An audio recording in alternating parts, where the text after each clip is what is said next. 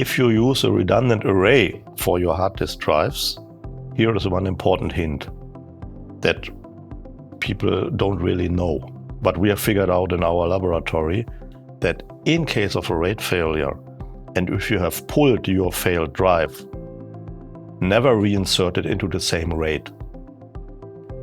Severe things can happen.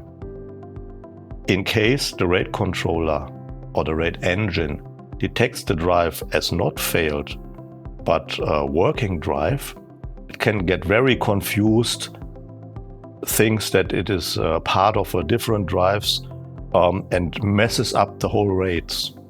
So it's important. Once it failed, never reinsert it again. Insert a brand new drive and start to rebuild. Thank you.